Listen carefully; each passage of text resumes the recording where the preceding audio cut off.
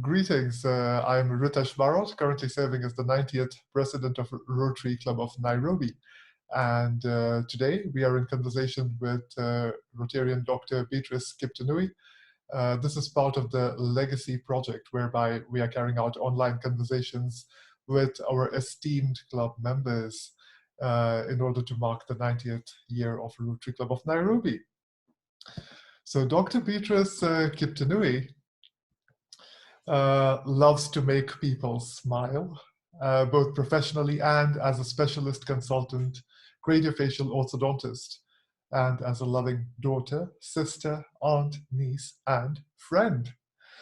She's an accomplished healthcare professional who began her career journey in Kenya as a student at the Alliance Girls High School, then University of Nairobi.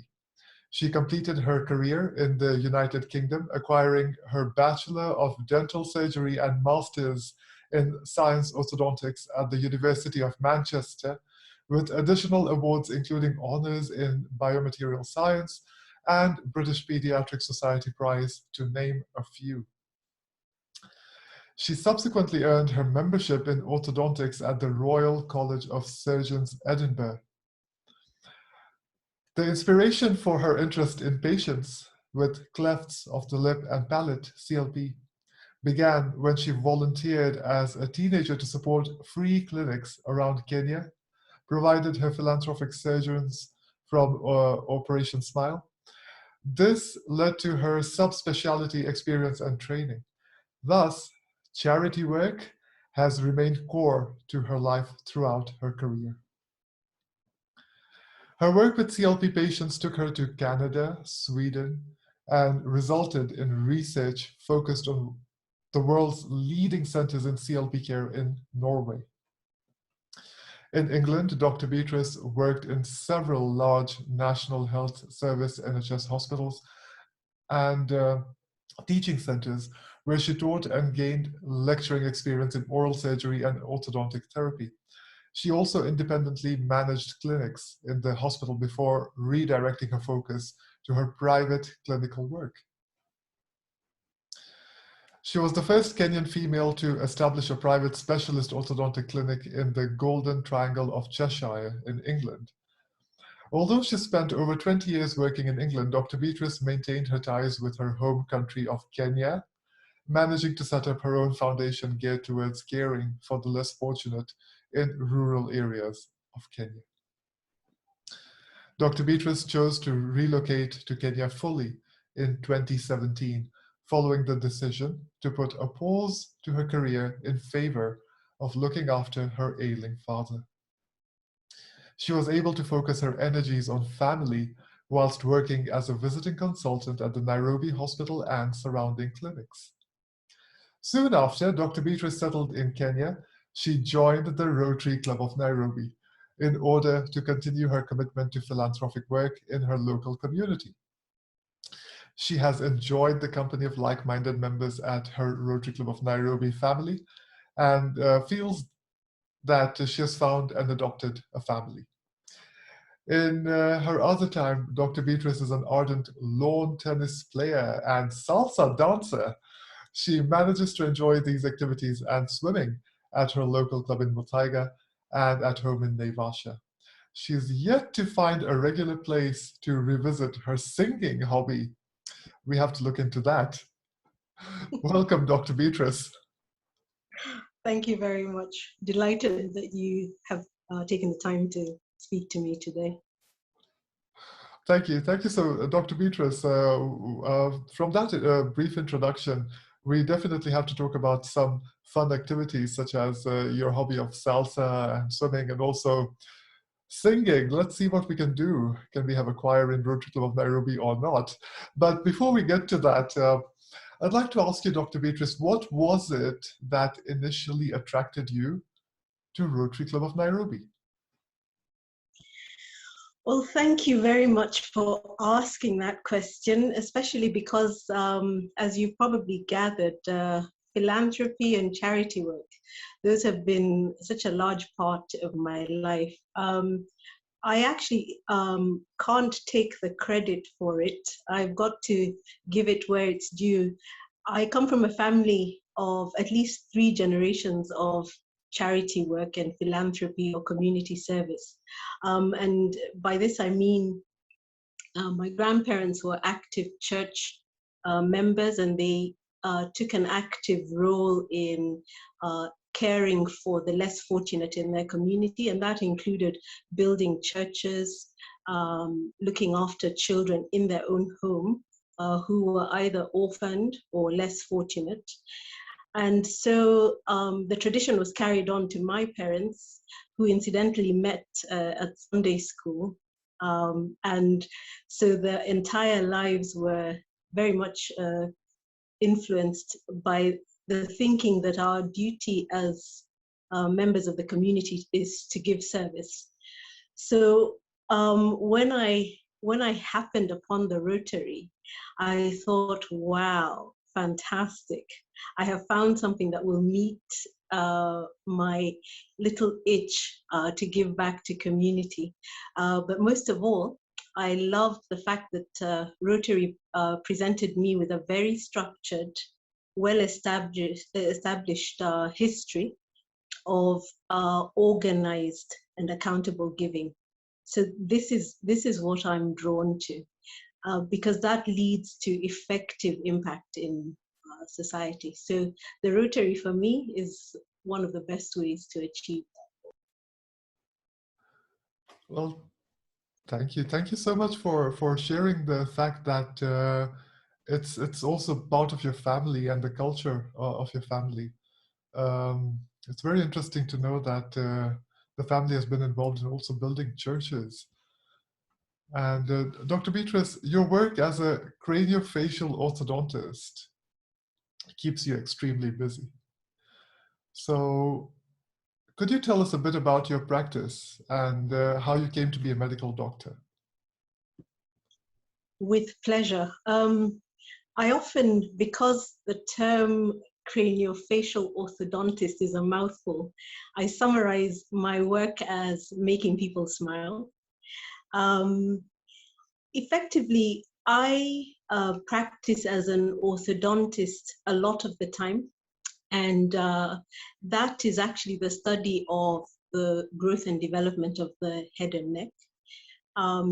I started off as a general dental practitioner by training, but then you have the option, if you're interested in providing care for patients with clefts, which, as you've gathered from my bio, was where my interest began. You have the option to either do maxillofacial surgery or to become an orthodontist and thereafter a craniofacial orthodontist. And that's what makes you go into the medical world and shift from regular dental practice. So I was very lucky that I had as a teenager exposure to these wonderful, giving and generous surgeons, plastic surgeons, maxillofacial surgeons, orthodontists, and others who would give of their time to set up free clinics for those who couldn't afford the very complex expense of long-term care. Patients who have clefts of the lip and palate normally require treatment that can begin as early as 6 months of age and be completed only when their growth has completed at 20 years of age. So there's a need to have a significant team of very well-trained clinicians and other healthcare workers like speech therapists and hygienists who meet their needs as they develop with this malformation of the head and neck. So in terms of my training, that required that after I got my first degree, I did another 2 years of work as a surgeon and other hospital-based work, and then did 3 years of focused training as a registrar and then senior registrar in some of the best hospitals in the world, I would say. I was very privileged to see experts at work, both in England and in Canada, whilst I was training. And then beyond that, I managed to see the absolute top-notch setups in Norway, taking front seat locations in teaching us how to care for the patient at all these stages. So in total, by the time I completed my training and became a specialist, I had spent 10 years. But I loved it, and I still do. So I'm very lucky that I didn't see the time fly in the drudgery of education and hospital work that normally happens. I just thought, wonderful, I get to do what I love. So currently, as I mentioned, I had parked my career temporarily to look after my father, who unfortunately passed away a short while ago. But I was still able to serve as a clinical orthodontist, visiting as a consultant at the Nairobi hospital. And that meant that I could first be in service for my own, which is wonderful.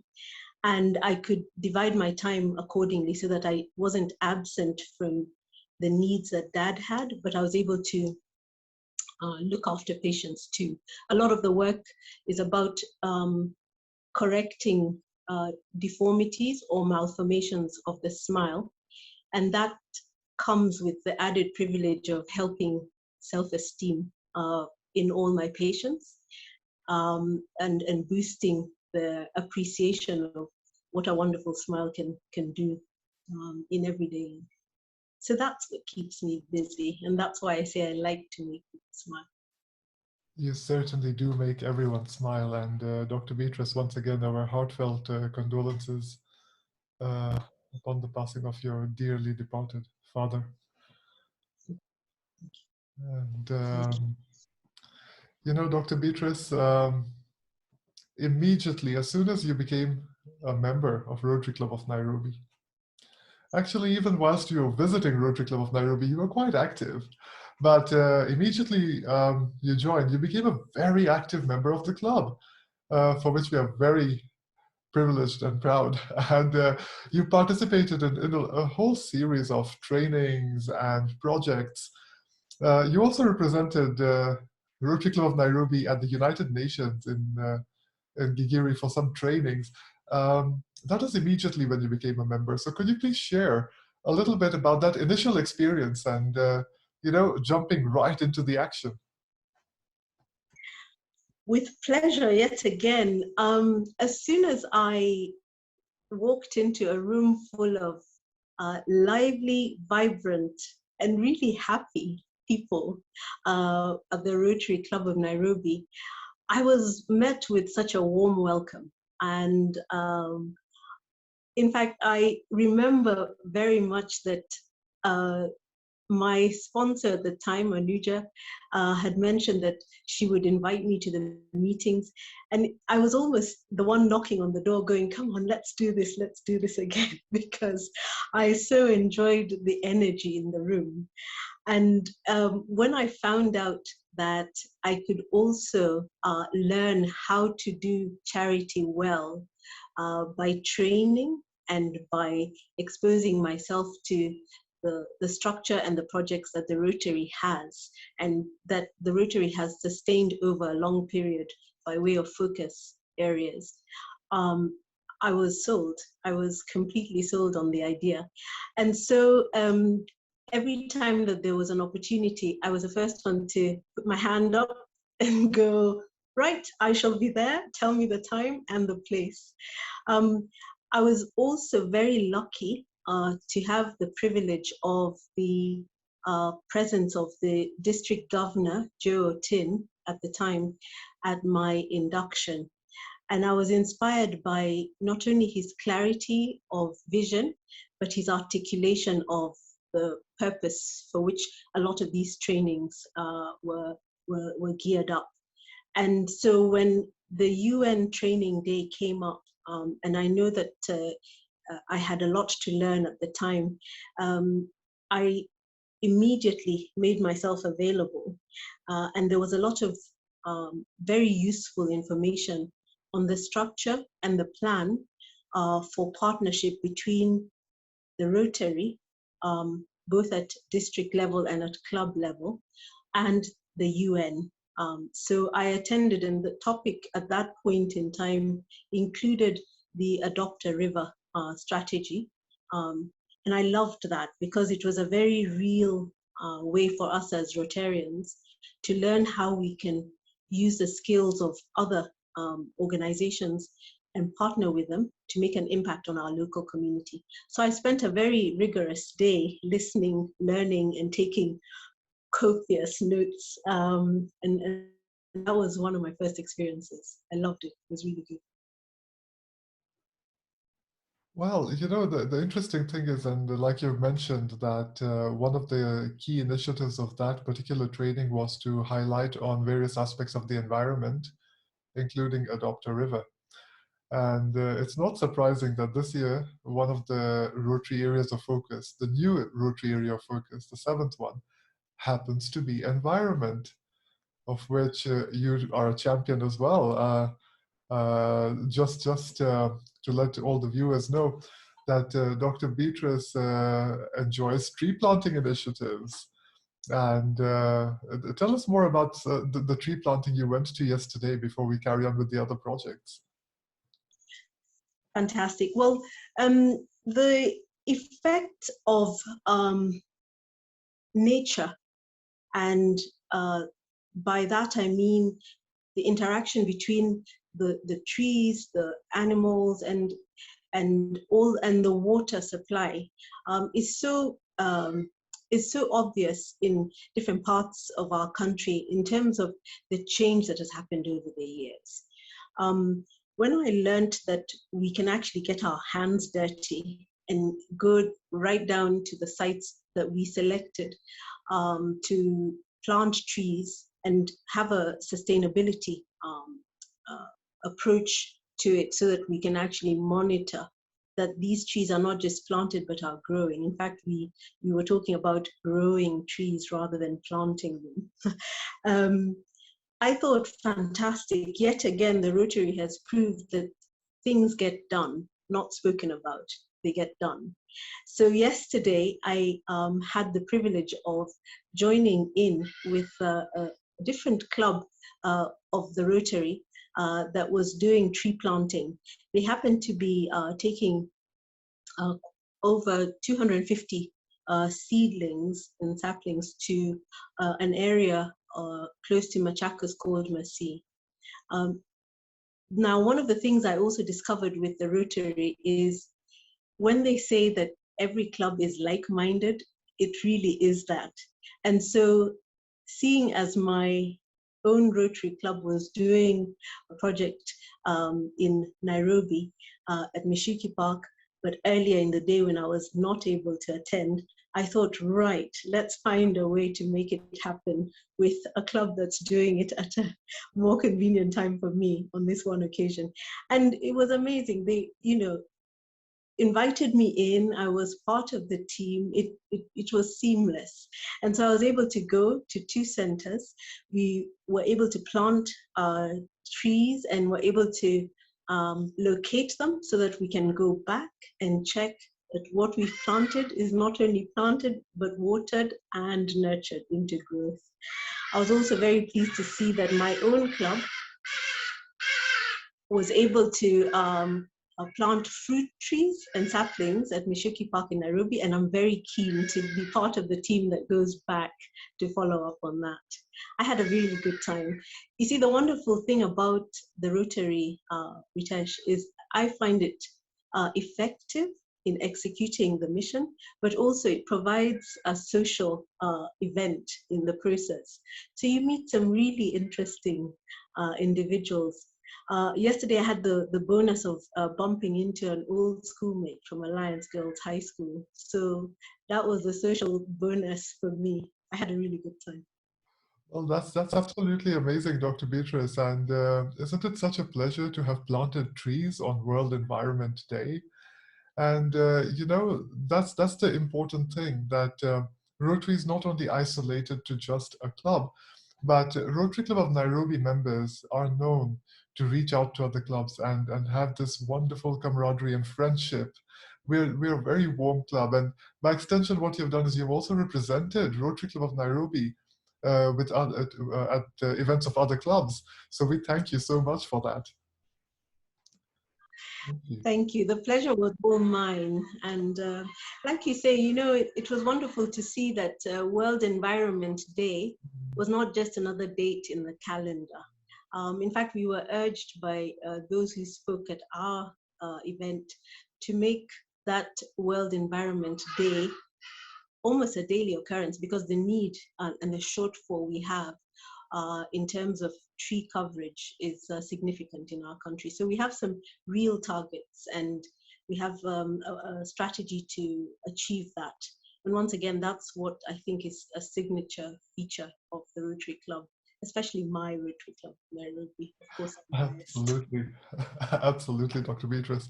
Since we're talking about projects and we've started talking about the most recent project, which is the tree planting initiative, but let's have a bit of a flashback, taking a few steps back, because I know for a fact that you've been involved in so many projects from Rotary Club of Nairobi.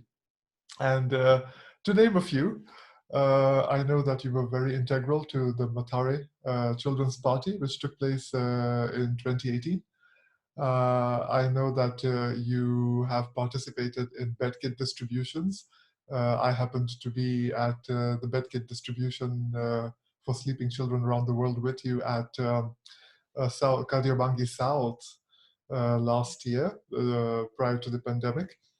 And you have also been involved in the GECO distribution. You've been involved in the tree planting initiative. You've also participated in mentorship.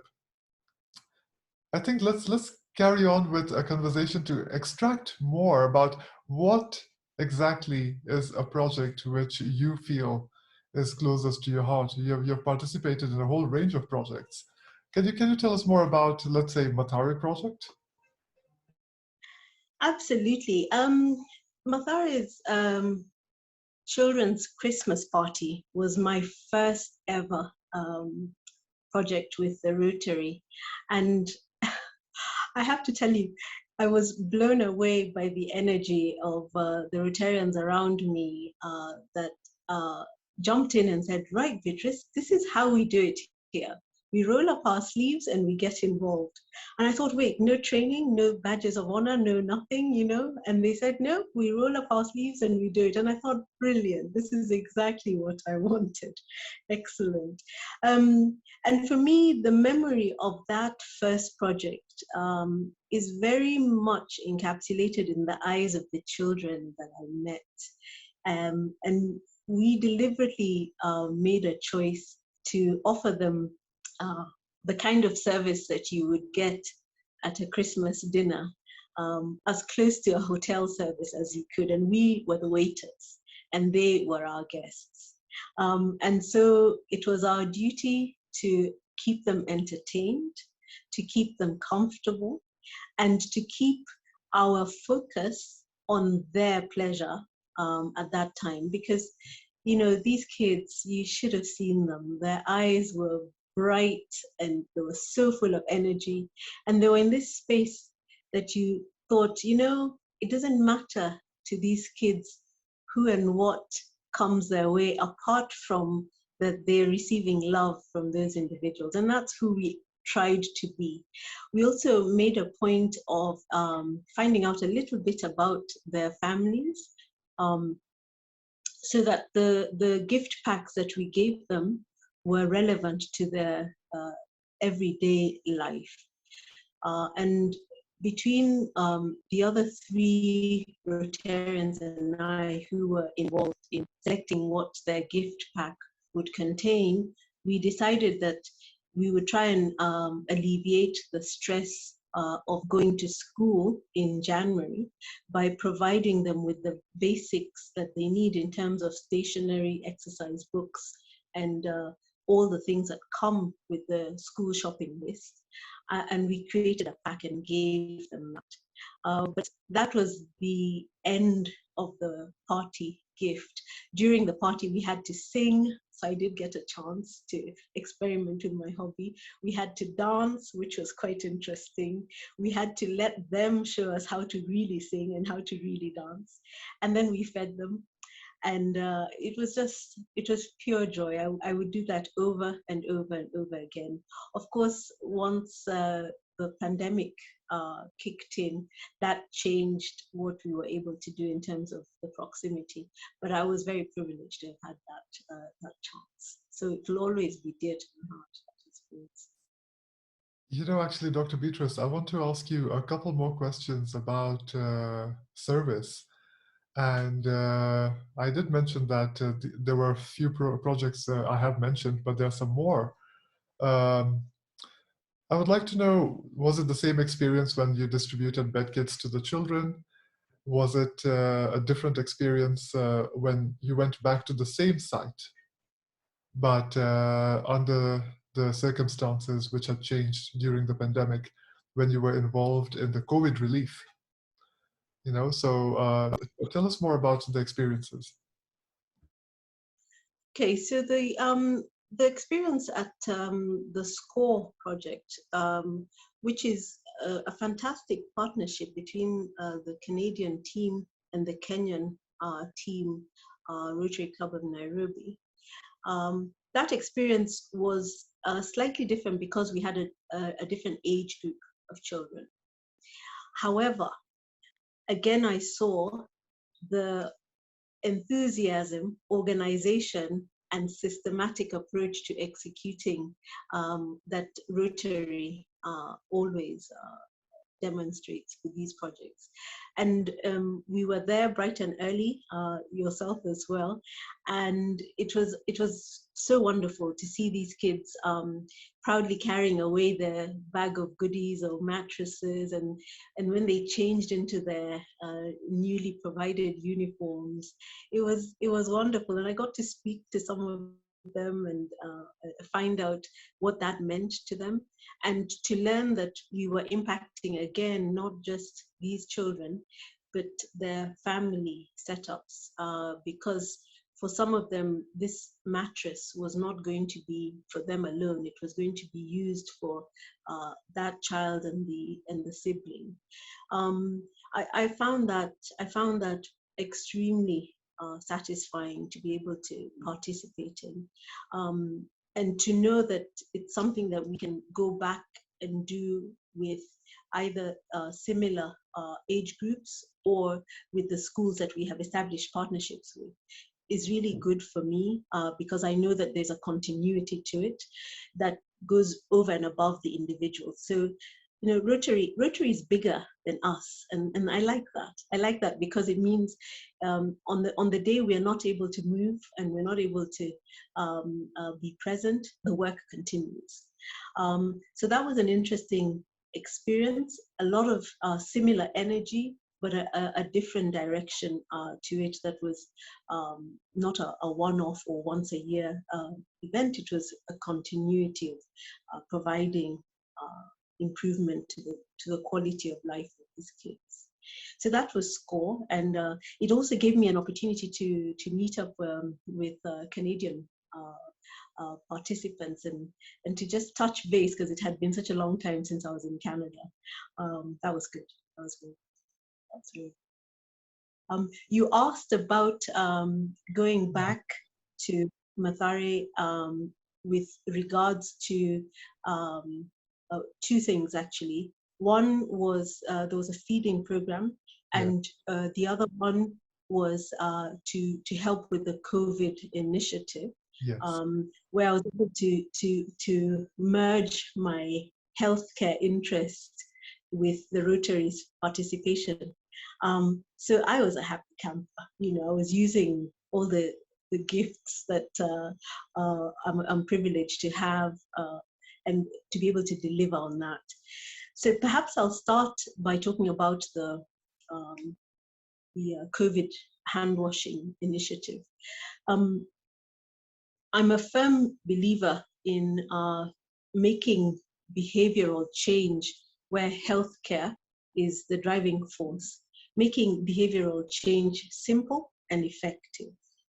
I was very lucky to be asked to champion the hand washing facilities that the Rotary had provided, both as the Rotary Club individually and as partnership participants with several of the banks in the community. So when we went back to Mathare, we were very impressed to find that they too had organized themselves and they were ready. We observed all the COVID protocols that we were aware of, and we spent time not only delivering and stationing the hand washing tanks and facilities, including the soap. We spent time with some of the children and some of the community leaders, showing them what a good hand washing technique is. I was so impressed with the participation of Shofco and their hospital in the Mathare area. And one of the things that it provided was a way of us checking again and again whether those hand washing stations are still present, being used, and at what frequency they were being used. So again, I felt this was a good mission to put my energy into because I could make an impact straight away. I could also teach, which I hadn't had the opportunity to do for a long, long time. And I could see the enthusiasm and energy from the recipients. It's a very easy thing to transmit. And, you know, one of the things that my career has taught me is that with behavioral change, you have to tell people, you have to show them, and then you have to do it, and then repeat.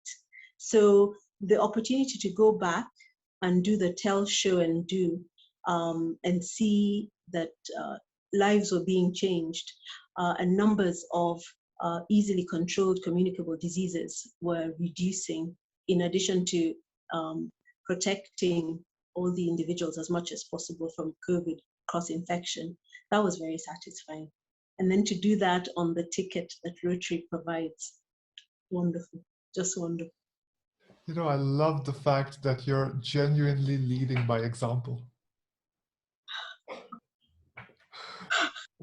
It's a Thank fact, you. right? And would you like to please share with us your experience about the mentorship program, which you have been involved in with our Rotaractors? Fantastic. So I'll just mention that this was a discovery for me that was also packed with pleasant surprises. Mentorship for me holds a special place in terms of the privilege and the responsibility that those who know better and do better have to pass that on.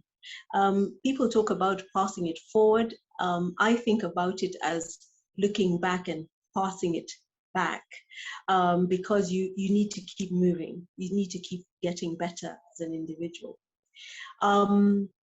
Mentorship for me was the reason that I continued to progress in my personal and professional development. So I always felt that I owed it both to those around me and to myself to be present in the space where I could be a mentor, hopefully, to others. Because so many people who had gone before me spent moments talking to me or guiding or even just showing an interest. And because they were interested in me, I felt I needed to be better.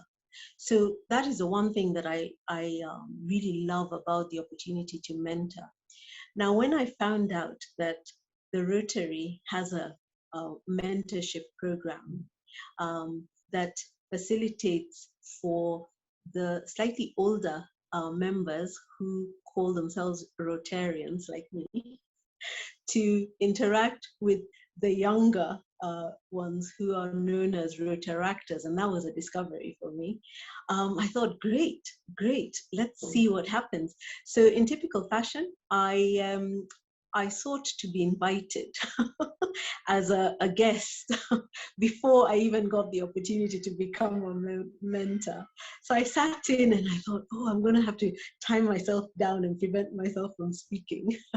But I couldn't do it for too long because the guys that I interacted with were so smart, and they were very insightful about the impact of seeking guidance from those who've gone before. So in due course, I became part of the mentorship program, and my group that meets every month on a Monday evening is known as the Legends, and they are legendary. They come up with stuff and you think, wow, I wonder if I thought like that when I was their age. And I get to share my ideas as they share theirs.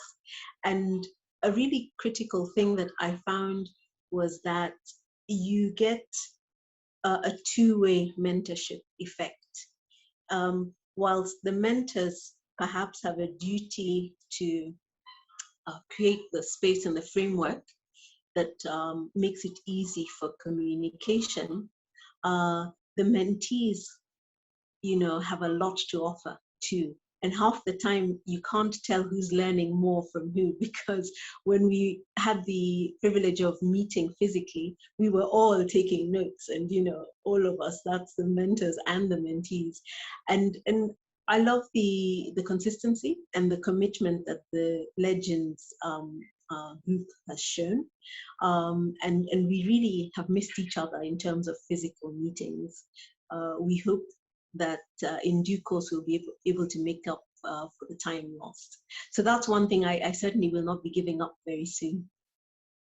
That's absolutely wonderful, and you're very right. In these mentorship programs which take place, it's a learning experience for everyone involved. Actually, it's confusing to put labels as to mentor or mentee. It's absolutely confusing. But Dr. Beatrice, I want to ask you an interesting question.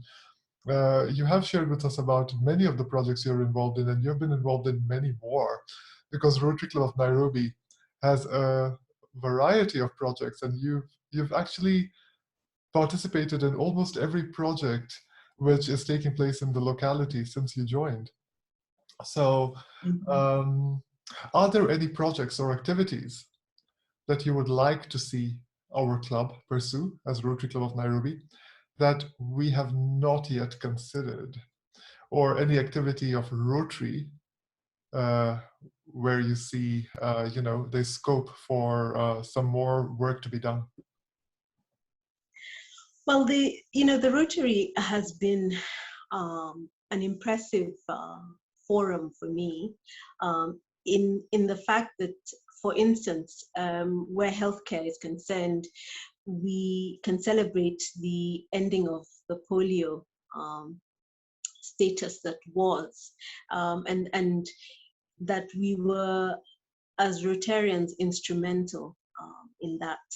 I'm always very keen to see how I can blend the skills that I have and that I use every day with some of the work that we do at Rotary. I always try and marry the two, especially because, as I understood it, the Rotary was started as a group of professionals offering community service that may involve their professional abilities. So needless to say, oral health being something that is of interest to me, and the way that our awareness has also brought into focus dietary health during this pandemic period, I think there's opportunity for me to put in a little bit of an oral health program into our projects, because I see that we already have fantastic work done for the needs of those with eye problems, and we have eye clinics that are running extremely successfully under the stewardship of Dr. Mukesh Joshi. and that there's so many participants that make it now a staple of the Rotary clubs. So I see that there's already a template, and it wouldn't be too far-fetched to extend just a little bit below the eyes to the mouth. And so every day I'm thinking about ways and means, again, of making an impact in an area that in this, my home country of Kenya, we can still mitigate against expensive, unnecessary, and definitely avoidable dental treatments just by looking at preventative care. So that's one thing that I would put in, but never to say that the Rotary hasn't already got a lot going. It's more to just get my little niche area as part of the wonderful projects that the Rotary do. So yes, that's one thing that I would seek out. That's absolutely wonderful, Dr. Beatrice. I envision that such a project should take place at some point, and I know that you'll champion it so well should it take place. So I want to ask you something regarding this Rotary year, which has been very unique. You see, when you joined Rotary, there were fellowships. We were meeting physically at like a Regency and at other venues, and the projects were taking place, which you have been very hands-on. And this Rotary year has been very interesting due to the pandemic. So what is your take on this year? If you were to think about all the activities which have taken place this year, whether it's club activities or club meetings, what's your take on this year as a member of Rotary Club of Nairobi? Well, I have been amazed, Ritesh, at how we have shown resilience in spite of the pandemic. And I must give you credit. I have said this many times before. For our club in particular, Ritesh, you have been fantastic at shifting us seamlessly from the physical fellowship to the digital world of Zoom meetings. And, one of the things that I have loved more than anything is the organizational aspect of it has been fantastic. We have looked forward to talks by very able speakers who have touched on areas that were of interest to all of us, and that we were able to engage and even meet with people that I think ordinarily we may have struggled to actually have the company of. You see, I'm always keen on finding the silver lining. It's always good to have a bit of optimism, and that I have to credit my father with. He was so positive all the time. And one of the things that has come through as a silver lining in the absence of physical fellowships is that we've been able to meet with so many people who are not even in the country. And so I have loved the fact that we regularly have participants from Canada, the US, from India, from Nigeria. And it feels like they are our regular members because they are present every Thursday on our meetings.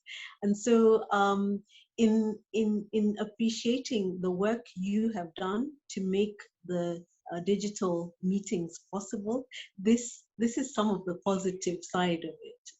That we get to meet with and create friendships with people who ordinarily would not have been able to drive to our location and meet us physically, and therefore would not participate. So my take is that yes, it has been difficult because we still love to spend time and meet physically, and that's been a challenge to get used to. But we've, without breaking stride, been able to continue to build that network of friendships and make it worldwide. And even for those who had to log on at very early hours for them, they showed their commitment and their interest, and the fact that the content was worthy of their attention by regularly being present. So those are some of the pluses in having lived through this difficult time. Thank you so much, Dr. Beatrice. And firstly, thank you so much for the compliments. And secondly, thank you so much for your exemplary attendance. And that brings us to the point that going forward, even post the pandemic, perhaps clubs should decide on a way forward with hybrid meetings. Alternatively, they should have a variation of meetings, you know, either one physical and then the next meeting should be a virtual meeting. So that's something to think about going forward, especially once the pandemic is over. It's been a learning experience. So Dr. Beatrice, thank you for sharing all this wonderful information with us. And before we say goodbye to our viewers, I'd like to touch upon the reading, the writing, the singing, the dancing, and the sports. So that reminds me, we had a wonderful speaker at some point in time who's an acclaimed author, New York Times bestseller. And immediately I remember your enthusiasm in saying that, yes, we must have a book club. And I'm sure that yourself and a few of us actually have read the book subsequently. So, I mean, your wish has come true. But you also have another ambition within the club to find a couple of individuals, you know, who you think you can squeeze a tune out of, and to contemplate coming up with a choir. And it's all these little interesting things which actually make the family engage. And tell us more about these wishes you have. Well, you know, first of all, I think music brings healing to the soul. And I know you appreciate that, being the artist that you are. There's a lot of the arts that are just therapeutic for our mind, for our soul, for our spirit. And these are elements of every individual that resonate, especially in these difficult times when there's so much to deal with. But it was fascinating to me to find out just how many people in our very own Rotary Club can sing, and sing very, very well, yourself included, Ritesh. So I'm very ambitious about setting projects up, and this is one that's not going to escape that ambition. Perhaps for both selfless and selfish reasons, I'm going to try and find a way to create a choir of people who can bravely sing a few things that we can call musical and melodical, as the Rotary Choir of the Club of Nairobi. And that will give me a place to try again to sing. When I was younger, I used to sing in church and write songs. And some of the people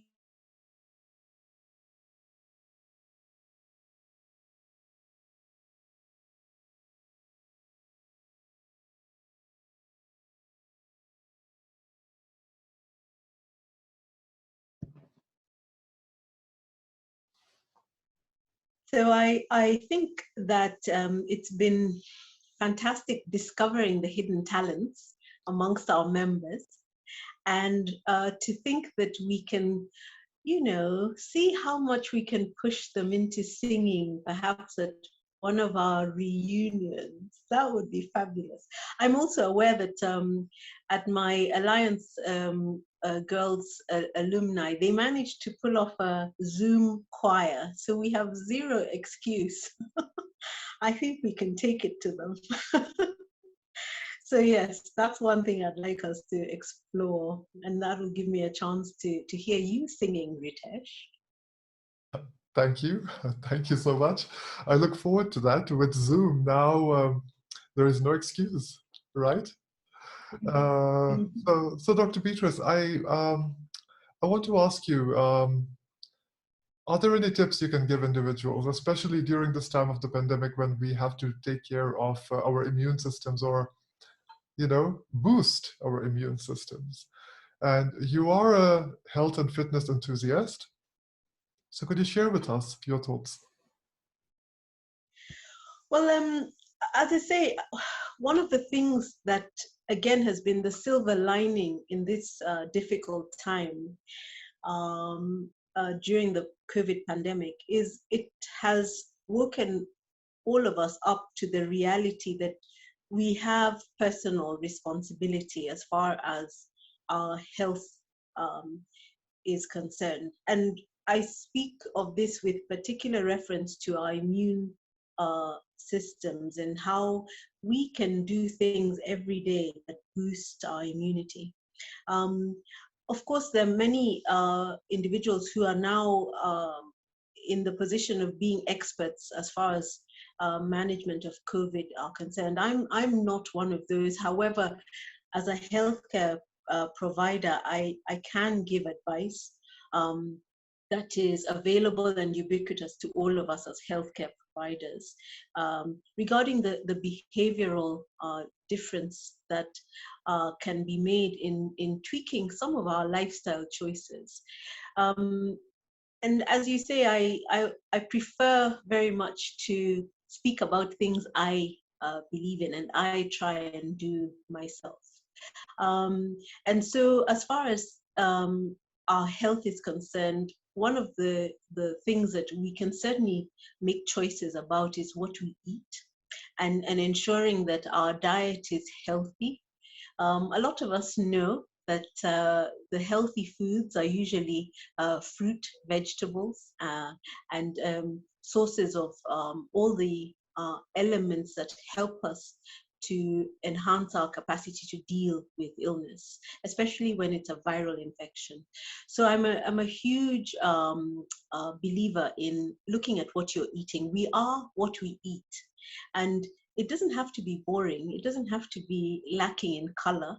And we are so lucky in Kenya, particularly, that we have access to fruit. We have access to vegetables. We have such a wide range of good foods that are not too expensive, neither are they inaccessible. So we really must go out there and find out how we can enhance the content of vitamin C by looking at our fruit.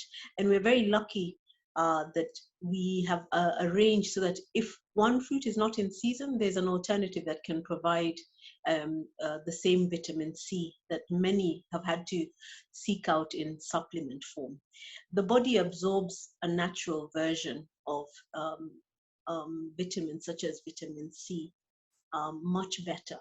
And so I'm always keen that we look around us and say, okay, if I can't have my orange today, I'll have my avocado. And, these are things that have become of interest to everyone, and I didn't endorse that very much. So diet is one of the things that I would really like to emphasize. The other, which is often underrated and sometimes ignored, especially by those who work very hard and are very driven, is sleep.